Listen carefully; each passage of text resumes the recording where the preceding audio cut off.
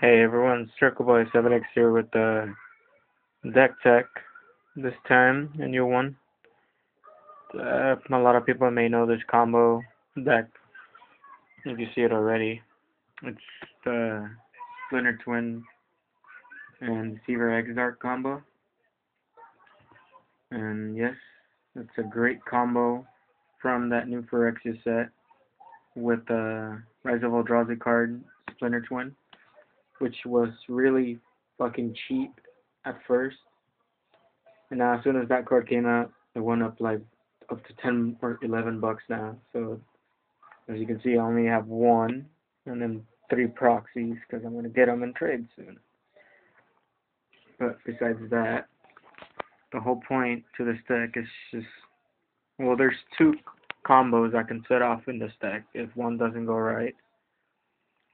So, of course, you've seen the Splinter Twins will be attached to the Deceiver Exarchs.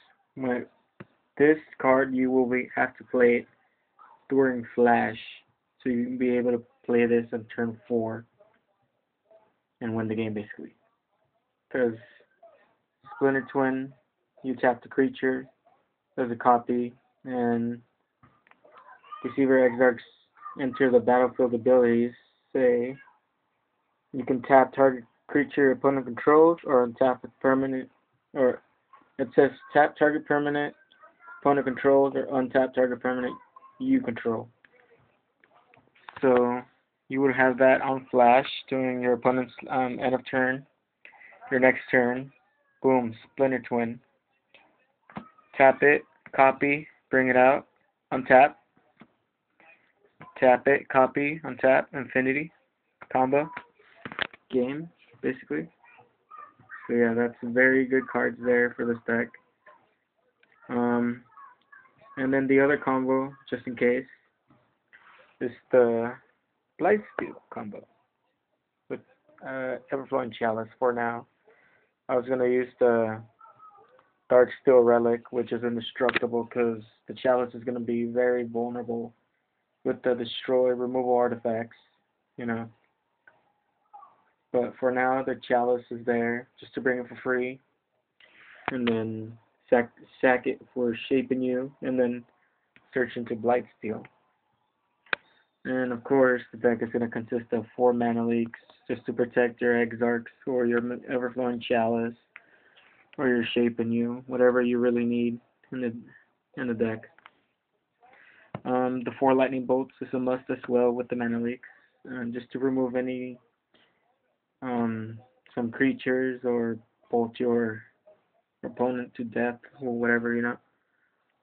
Just basically, I have them for just for creatures for now. So yeah, the Sebions are really good too, just because you draw 2 and then you can shuffle back a card to your library, which this case, in this case, if you start with Blightsteel in your hand and you don't want to shuffle your hand back and go down to 6, you can always just play this and then shuffle your Blightsteel back into your deck.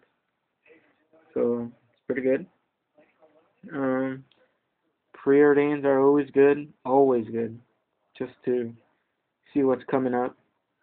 Trinket mage, just to fetch out your Everflowing Chalice out, and then finish off with Shape Anew into Blightsteel. I don't have any into the Royal just because I wasn't playing at that time, and I don't want to get them. And Disperse is just good enough, just because into the Royal you can play the kicker and draw the card with it. But I don't see no point in going into turn 4 if you're going to play into the Royal instead of the Splinter Twin, you know. So Disperse is just as good of a card.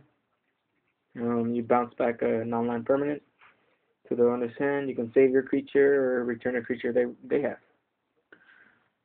So you get Oracle just because I don't have any Jace Bellerins for the deck. So he's pretty good too. He's a 1/3, and it's kind of like Scry 2, but you have to take one and you have to put the other one in the bottom of the library when it comes out. So yeah, so this deck so far has been pretty good. I've tried it on my friends, and I've beaten them most of the time, so it's awesome. I'm still in the process of choosing a sideboard for this deck. I know I'm going to use some spell pierce or negates as well, just in case. Deceiver exarch is getting targeted a lot, or I'm getting mana leaked or countered a lot. All that good, all that bad stuff, you know.